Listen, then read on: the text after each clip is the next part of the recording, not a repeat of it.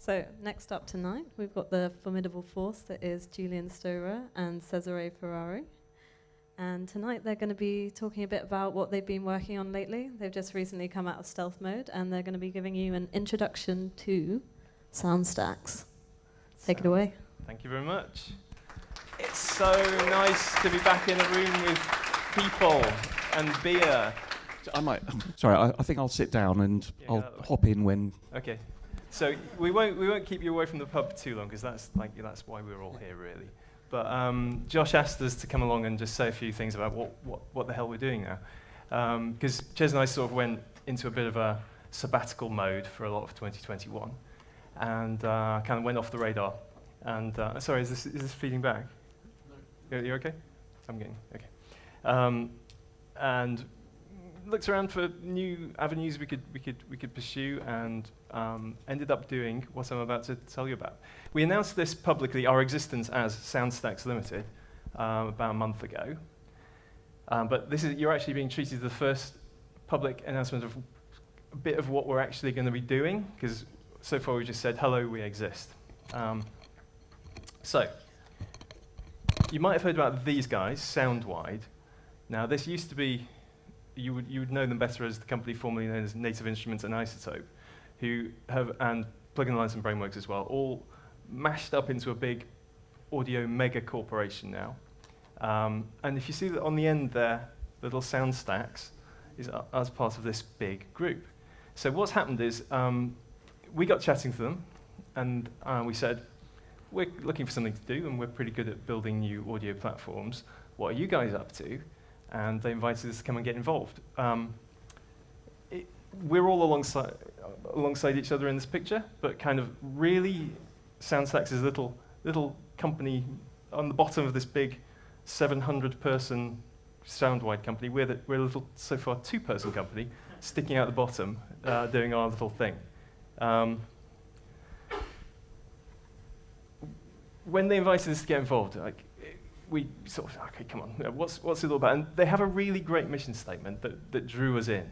And the pitch for this new Soundwide organization is all about keeping musicians in the flow. It's like they've got this whole mission statement about, it's about getting rid of the faff and the mess around the fun bit of making music.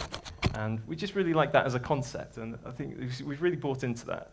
So our role within the group, technically, it's this chunk of text here. This is the official.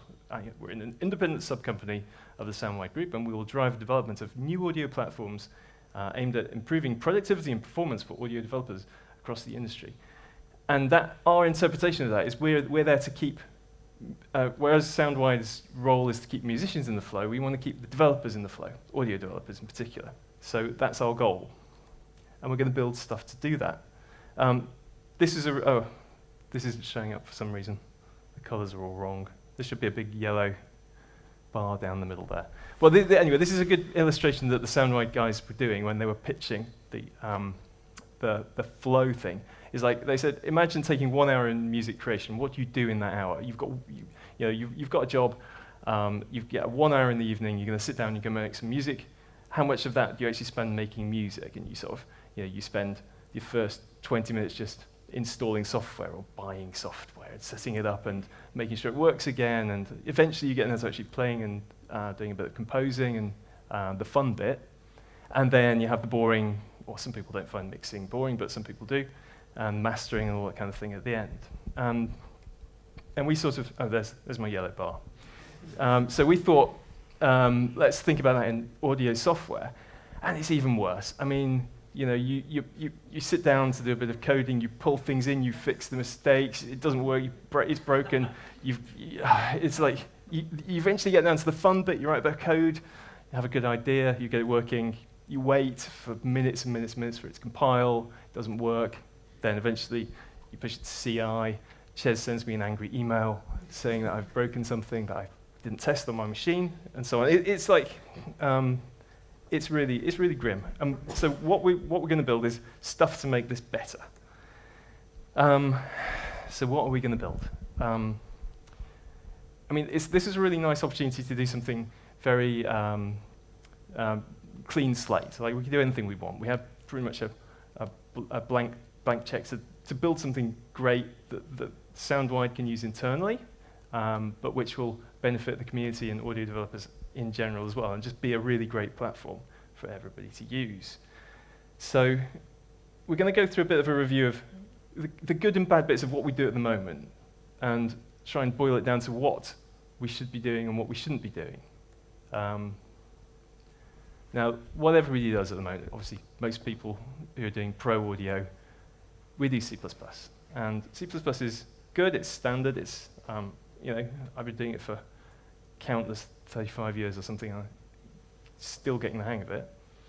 It's great because it runs fast, you can do anything. That's why most people adopt it for a pro companies, because you're never going to get to a point where I really need to ship this product tomorrow, and there's a thing I'm trying to do, and all of a sudden I can't do it, and there's no way I can fix the tooling to do this. You can always go down and write a bit of assembly language if you have to. You can always do,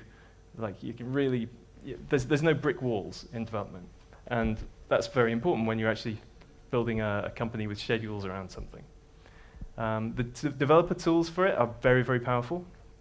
They've been around for a long time. They can do. We've actually just come back. I'm looking a bit bleary. We've been at a 2-day LLVM conference where it's like the geek level is exhausting. This is like these are the people who write the compilers, and we're just like, oh gosh. There were a lot of beards. There were a lot of beards. There were a lot of a lot of. There were a lot of very smart people. Very smart people, and who would, a lot of it was way over my head. But these are the people who write the tools, and the tools can do amazing things. And if you're really trying to debug something incredibly complicated, you want C++ tools, but they're very, very hard to use. And you can also deploy C++ everywhere. If you want to run it in the website, in the web, you can compile to WebAssembly. You can mscripts in it. You can run on weird little embedded processes if you need to. But on the bad side, it's really hard to learn.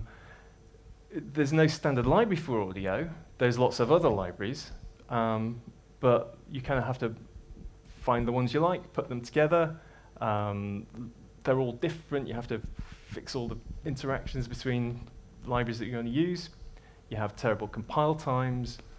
If you're going to support a lot of different platforms, you have to do different builds for all those platforms, which can become really complicated, and really your CI system ends up being your life, supporting all these different, and testing on many, many different platforms. And writing your GUI in C++, as we've just heard, is not great. It's possible. Again, you can do anything you want, but it's a lot of work. And it's not really designed for C++. And most of all, C++ is dangerous. And I've stood on stages many times and ranted on about how ridiculous it is that people who are not very good at coding are allowed to write C++ that goes into a DLL that gets loaded into the process space of a door along with all these other DLLs.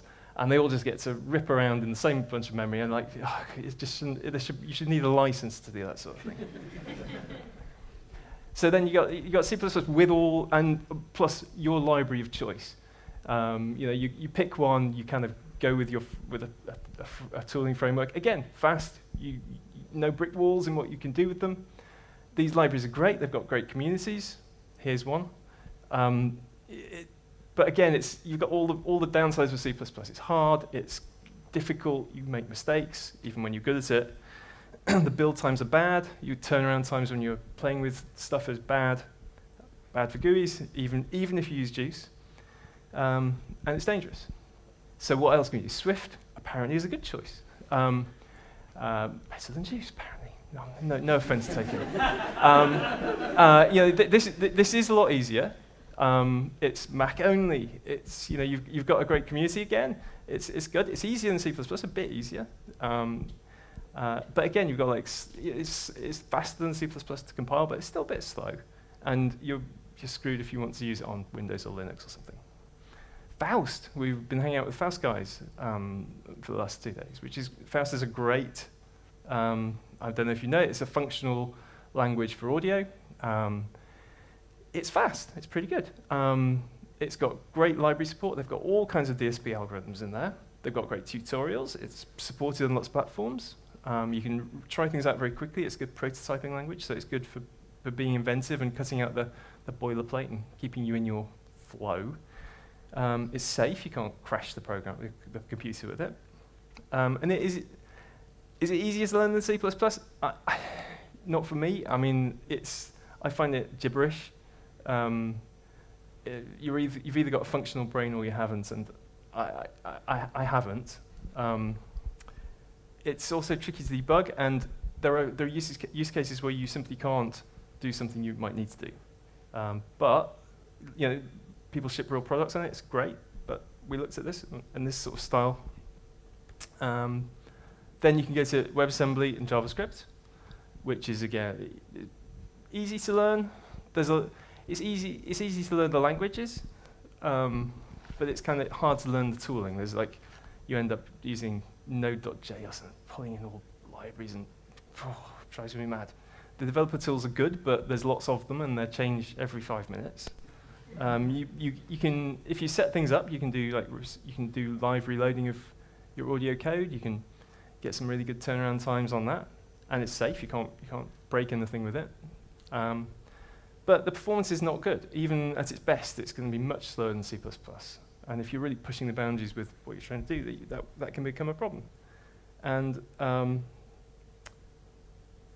deploying it becomes tricky. I mean, it's great if you want to run in the browser, but if you want to run on an embedded device, you start to wonder about your choices. We'll go through a few others. Max MSP, you might know, great. Sort of whole low-code, dragging boxes together approach for building audio graphs works really, really well. So that's something for us to remember. But Max itself is pretty slow. They have the I forget what it's called, the compiled version, but most people just use the dynamic version, and it's also very, very hard to deploy anywhere. It's more for playing around, for prototyping. But again, great community, very safe. Oh, do you remember this one? This is pretty good. This is this idea that we came up with a while ago. Runs very fast, so you got your C++ performance. We thought it was easy to learn. We thought it was a good compromise between being safe and fast, and try to make it cover all the use cases you could come up with. Downside of Soul is it doesn't exist anymore, and there was never a clear plan for the GUI or how you would write glue code around the DSP. And obviously, one of the side effects of not existing anymore is that your library code's pretty limited, and the tools aren't there. But the concepts we still like. A lot of what made this good, we still think is good. I think this is the last quick mention, shout out to Elementary Audio, which is a really elegant idea. This is Nick Thompson's JavaScript, I don't know what to call it, library. It's not a library, it's a platform that he demoed at ADC. And this was really nice, all in the browser, all the JavaScript, very nice to write simple functional-ish JavaScript, and you can write live reload and things. But again, things like this start to become very narrow in their use cases, and if you started to build a product on this, you're going to hit something it can't do and be stuck. So we did a big review of all this stuff and thought, what are we going to be? What are we going to do here? These are the kind of criteria that we need to look at. Some of these are a showstopper. Others are nice to have. Don't bother trying to read all this. We kind of put good and bad ticks in boxes and try to think, okay, what can we do? Can we make something that ticks all the boxes there? For performance, we need to build something that's got C++ performance, and we decided, looking at all the options, we think a JIT engine is the way to go. We think when we've shown you can get C++ or better level performance out of a JIT using LLVM. And if you're running a browser, that is inherently a JIT engine, and we need to do WASM for that. But we also know that there's a use case where people are writing a product where they want to export some C++ and compile it in an old-fashioned or into some weird, for their own reasons, or for embedded devices, or for a very static project. So we need to support all these use cases. So whatever we build, it's going to have to do this. It's got to be easy to learn. And for us, and looking at the kind of target audience we want to hit, we think that means boring syntax, this C family, C++, C#, JavaScript, Java kind of syntax, where you write procedural code, and there's no surprises. But we also, a big takeaway from what's good out there is that graphs and being able to plug streams of audio together visually is a really powerful thing. So whatever we do needs to include that as one of its paradigms. So procedural code within graphs. And we need to be able to make this very accessible to make it easy to learn. So we need to make it easy to run online, get it in playgrounds, and we need to do good tools for code sharing and package management. Fast development, as in sort of fast turnaround. So if you have a JIT, this is great because then you get your live code reloading for the DSP side. But we also want fast UI reloading. So our choice for a GUI platform will be HTML and JavaScript as the basis of what we support. So that you can be hot reloading the DSP and also hot reloading your GUI with some JavaScript. Great tooling is essential for something to be successful. Not going to go into this in detail, but I think we've been around the block enough to know we're going to have to put a lot of effort into building some really great tools for our language, and we're going to dog food it. And dog fooding it is pretty good when you've got this huge parent company full of people who want to dog food your work. You've got to have great libraries. You've got to have some good content for people to use. So the way to do that is to get the hell on with it and write some good libraries. And also to make it easier for third parties to contribute libraries to the project. So this is all part of our game plan. And whatever we do, whatever we build, the language has to be able to offer very, very fine-grained control. So you don't end up in a situation where there's a bit of performance you just can't get right, or a little bit of just some manipulation you can't do or can't express. So we've got to really make it possible to get down to the bits and bytes level at least, and be able to not give people that showstopper just before they're about to release a new version. And for our glue code, we're going to go with JavaScript. So JavaScript and some other language are the kind of the very boring and down-to-earth choices we're going to make for the kind of the framework we're coming up with here. You get safety for free with these, so we're going to prefer our own language to be safe and JavaScript, which is safe. Obviously going to hit all the big deployment targets, the main big three OSs, and we'll want to support all the plugin formats. So again, very boring, obvious choices. A lot of work here. One of the tick boxes on our chart there is also industry adoption, like how widely something's used in the library. And that's usually the tricky part when you're doing something new. We happen to be in a really good spot here because we can dog food and actually get it adopted ourselves by our big, powerful friends. But, very important, and part of what we're doing here is we're an independent company, so although we're part of Soundwide, we want to work with all Soundwide's competitors as well. And we have like a remit to be a very independent entity. So our first goal is to make something that everybody in the industry is going to want. And we're hopefully going to set up a steering group from the wider audio community to try and make sure that we don't go off and do anything silly, and have a sort of more a committee approach to making sure that what we build is future-proof and a great long-term platform for everyone to use. Did I miss anything out there, Chez? Well, that's working out. No, that's good. Yep. So, what's it called? Hey, Jules, what's it called? Yeah, what's it called? This is really annoying because what I wanted to do is come along here tonight and say, hey, and the great thing, we're going to do this thing, it's going to be called, but the lawyers have said we can't use that name. So, at the moment, we don't have a name. Well, I was going to say we thought that we could use the first two initials of our names and put them together. Yeah. Jules and Chez. We thought Yeah. Juice or something like that. That might work. Apparently, that wasn't gonna fly with the lawyers either. So, the nice name that we have a code name, but it's rubbish, deliberately rubbish, so we don't keep it. Annoying, but hopefully we'll have a name soon, and then we'll come back and tell you what it's called. But the thing itself, I've kind of given a summary of like what it's going to do.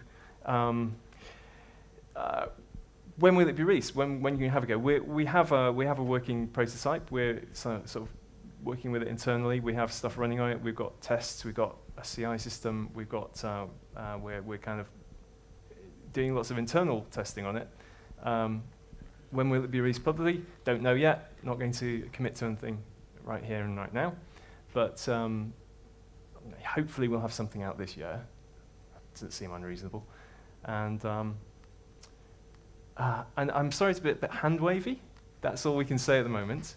But I am willing to take questions. And oh yes, good point. Yes, because at the moment there's two of us, but we are hiring a few more people. So yeah. If you think that person could be you, get in touch. If you think you can write a compiler, come on. Yeah, come and give it a go. But yeah, anything else I've missed, or we could just have some questions. No, I think questions is the right place Let's now. do questions. Hi, thanks for the talk. Super interesting, really cool. I'm sorry, it did feel like I was being very hand-waved. Oh, we're going to do... but we are doing all those things. We just haven't got a name yet. Cool. Have you considered any support for like spatial audio formats and like integrating that into the libraries and that sort of thing? It would be a library thing. I mean, what we're doing currently is agnostic about what channels go in and out. So Sure. we don't need to worry about that, I don't think. But it would be a library. And so you're not even thinking about the library level at this point. It's just about. It would be a library. Yeah. I don't think we'd need to do anything differently for our core platform. Yeah. It would just be people. Yeah, and that would be great to have actually. Yeah, we'll have to get Ben to write one for us at some point if he's Cool. not too busy. Hey. Hey. Something that was quite cool about Soul was that it kind of abstracted the idea of buffers. You know, you didn't have to constantly write for loops over samples and channels. So Yeah, will that we be a like that. feature of this with it Yes. having a kind of procedural interface? Yes, there was a lot of good ideas that came up in there that we're going to reuse. Hey. Is that like a juice machine that's about to be released? This is really exciting, and I just actually want to ask, follow up on the conversation that happened there. It's like, how are you planning to handle the UI layer? Yeah, we're gonna go. That will be HTML and JavaScript, please, and whatever you want to do within that. So whether you want to use React or just write everything in plain old HTML or use some other framework that will exist next week is up to you. But we're gonna if you write a plugin with this and you kind of launch it in a browser, in a door, it'll be an embedded browser window, and you can do whatever you want in that. And the nice thing about that is we can also, we've also already got a prototype of like running that over a socket, so you can have your DSP on a different process, machine, whatever network, and it all just it works nicely. Yeah, this sounds really, really cool. This sounds super interesting, but I suppose my question is, you're introducing a new framework, you're introducing perhaps a new language. How do you plan to make developers adopt this and train them up to know how to use it? Cattle prods. Okay. Fair enough. Hopefully just by momentum. What was the question? The question was how do we expect to make anyone use this thing, basically. Sorry, within the group or within the community as a whole? Within the community as a whole. Right. Well, intention is that the group are going to be developing, for their own purposes, library DSP code, which will become available to the wider audience. So if this works out, where you should be is have an amazing collection of really good quality DSP components that are used for commercial products that you're aware of, and this will hopefully springboard the project and make it a fairly obvious go-to option. Yeah, I mean, I can't speak on behalf of Soundwide or what they're going to build for the next 5 years, but they're funding us, and they're interested, and we're playing around with their engineers and seeing what we can do with this, and we expect it to be, it to be adopted, and hopefully it'll be good enough that you lot will just want to use it anyway. I mean, that's the idea. If we don't get that right, then we will give up and go and do something else. I think I've mentioned it before, but there's only so many times we should all be writing Butterworth filters or whatever it is. And so if there's a really good quality implementation that just works, that is reliable, we should all be using it. I don't think the GPU shader guys think they need to reinvent the wheel every time. There's going to be libraries of standard components, and people say, I want this particular effect, here is a sensible implementation, I'll use it. So why is audio different? Our joint strategies on that one are do it well. And Lord, we've been staring at this problem for years, and I think this is an itch we need to scratch. We need to get this. We know what the right platform looks like for what we all do, and we just need to finally make it. But that's our one strategy, is do it well, and the other strategy is brute force by having an industry gorilla behind us. And I think between those, we might have a chance with this one. But yeah. Hi, congrats on a project and really nice presentation. So I'm a lot into embedded devices and programming audio in this space, and has been surprised when I started my audio career about how we had to exactly reinvent the wheel every time we come on a new platform. But how much are you planning on like supporting specific platforms, or how much are you going to go into that? We're definitely going to have it on embedded. That's a big part of where we're going. I think the focus initially will be on desktop platforms, mobile, so typical Intel and ARM devices, and we'll tackle those. Unfortunately, they won't be part of the initial target, but we are totally aware of the limitations, and we are thinking that way from the beginning. Yeah. I think Jules mentioned separating GUI components from the signal processing side. That's the kind of thing that makes us feel confident that we will be able to have a GUI, say, on a desktop controlling DSP on an appliance. Who's next? Sorry, so is it the idea with the kind of structure to be you put all your DSP in this kind of mysteriously named language, and then you'll use JavaScript or other things to interface with it? So if you've got MIDI input streams to whatever you're doing, then you handle that in JavaScript. Yes, it's, for that example, I mean, your JavaScript wouldn't do much other than say, hello, I'm a plugin, and and please put your MIDI in here, and then it wouldn't be JavaScript actually serving the MIDI or doing much work. The non-real-time stuff we want to lean on JavaScript. The real-time stuff, that's what this language is for, and JavaScript kind of holds it all together and starts it up and tears it down.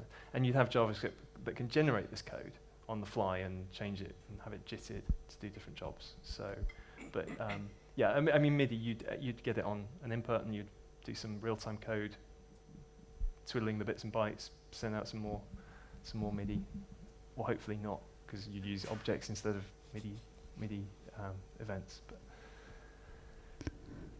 Okay. Timmer. You beat me. So you said JIT is a big part of what you're We're trying into to do. JIT.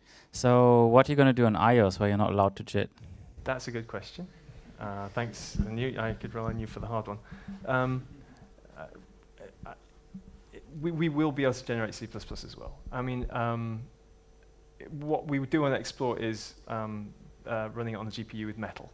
So we'd be allowed to do that. It might not be as fast as on the CPU. It might not work very well. We might get latency issues, but it would be possible.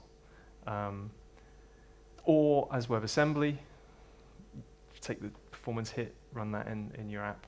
There are options, or we just go and, I mean, if only we had some friends at Apple. Yeah, maybe down the line we can persuade them, I don't know. I think we know their secrets. Oh yeah, I got the photographs. Okay, we have a number of questions from online. So one question from Marvatronics is, has any of the language actually been designed, type system, for example?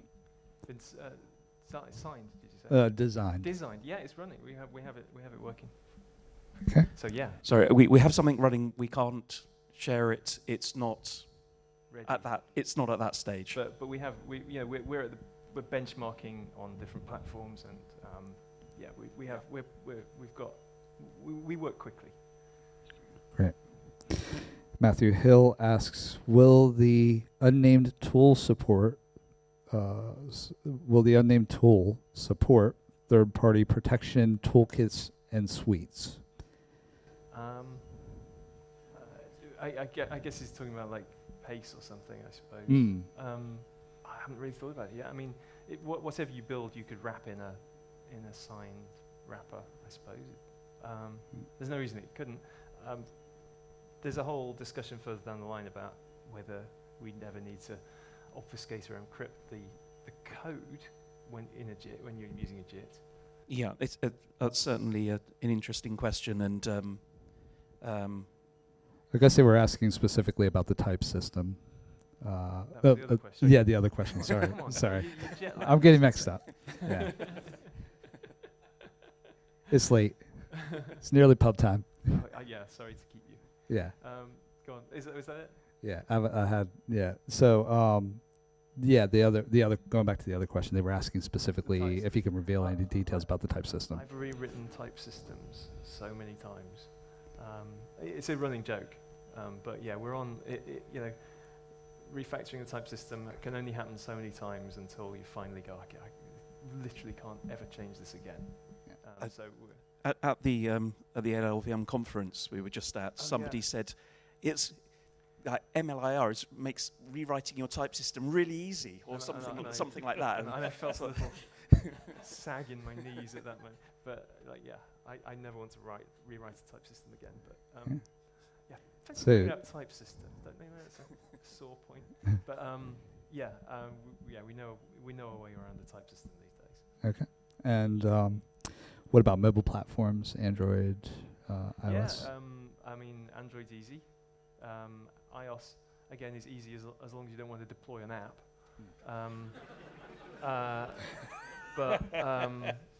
But actually doing getting support on those platforms is easy.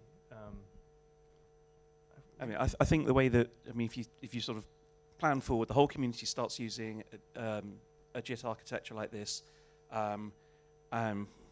Everyone moans at Apple and says, "Guys, what are you going to do about it?" A solution will be found. This is not impossible. It might be, but then it's not impossible. If we can't do it, no one. They right. can. Apple right. can. It can be done. It can be sorted out. But yeah. I mean, hopefully it won't be a showstopper. Does anybody use iOS for audio? Of course, yeah. Another? Yeah. Oh, sorry. Well, just because on the topic, have you looked into WASI? WebAssembly? Yeah, and well, it's not really relevant for what we're doing, to be honest. WASI is great if you're writing an actual app and you need all of the sort of POSIX level calls from WebAssembly. For us, we'd only be using WebAssembly to do the pure number crunching bit, so we don't need WASI. But if you're meaning in terms of iOS, then yeah, like WebAssembly on iOS is kind of, you're allowed to do that. So we might end up having to do that, although the performance will be pretty. Yeah, I think we had a general feeling you get about 50% of the performance. I mean, iOS I don't know specifically, but across other platforms you see that sort of number. But there is a lot of, I mean, that community, things are moving quickly, and there's work on SIMD and things like that, which again will help. So it might be actually WebAssembly is perfectly good for a lot of use cases, but we don't know yet. Yeah. Any other questions? Everything I see online is a permutation of questions that have already been mostly answered. And stuff you can't read out. And stuff you can't. So I don't know if it's been asked already yet. Is like the compiler and all the tooling going to be like open source and that sort of thing? So I mean, we don't really have a plan for that at the moment. Sure. I'd like to, obviously. It makes more sense, and especially if you want adoption. I mean, it's obviously some of it will be open source. We might keep a few good bits back. I don't know, but yeah, I haven't got an answer at this point. I think the way to think about it, the direction we're trying to go with the sort of a language steering group is to get the community behind and makes that aspect of the project open. That'll be available to everybody. But it might feel like it's just a language, but if you think about it, there's a lot of communication between the various components, or what the wire protocol is between the GUI and the service, and there's a lot of stuff to decide and to think through, and we're going to, there's two brains here, and there's a lot of other people that know a lot about this stuff. So we collectively come together and we can come up with some really good standards that work well, that are future-proof and cover scenarios and situations that we haven't thought through.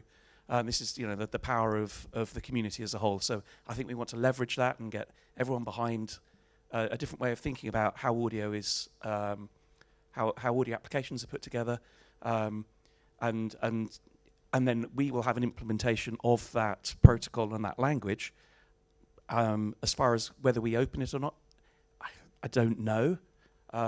It's a possibility, but we haven't decided anything really. It seems likely, but yeah, we haven't got an answer. Okay, we have another question about the JIT. Is the JIT only audio side? Isn't this going to introduce non-deterministic runtime on the live audio side? No. It's gonna help. It's gonna be more deterministic. We've actually had some really good results from the JIT. I mean, we were dog fooding some machine learning matrix stuff.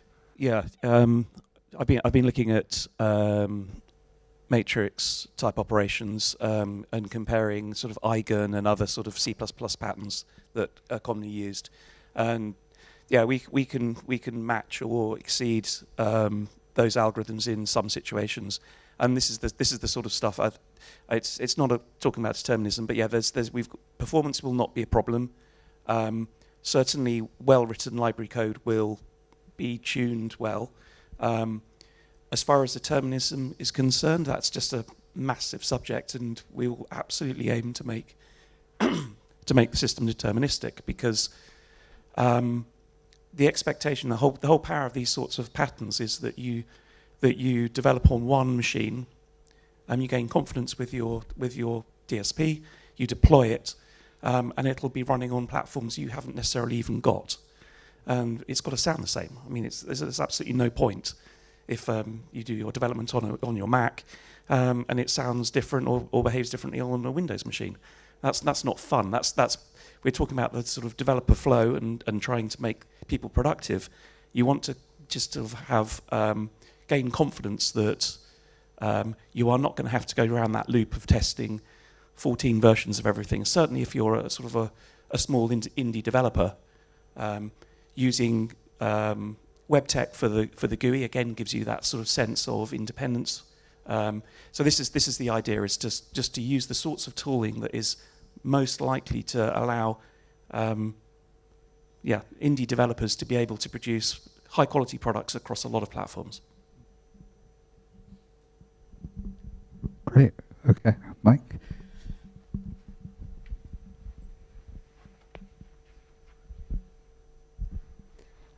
Hi, yeah, you mentioned a couple of data flow programming languages as being, very good for kind of flow state programming. And you were alluding to Gen in Max, which gives you kind of a portal from a slightly lower level data flow environment into actual C++ code. And there are other examples like game engines, I think they're very good at this. So how much are you planning on incorporating some data flow level in your work, and how much it might be a text-based level, and are these going to be, I think equal citizens, or what's the flow Good between question. them? I mean, I think it'll all be text-based, but we're designing it in a way that we can have graphical tools acting on the same data. So text that can be automatically edited by graphical tools is the dream. So you can either type it, or you can slap some blocks in and then go into the generated textual code and start tweaking it by hand. Is kind of the dream. We can do that. It's pretty straightforward. I mean, did I just say that out loud? I gotta stop saying things like that. Yeah, I'd like to see a demo of that next week, Jules. No, the principles behind it are quite. Yeah, someone else can write that bit. Great. Please give a hand for Jules and Cesare.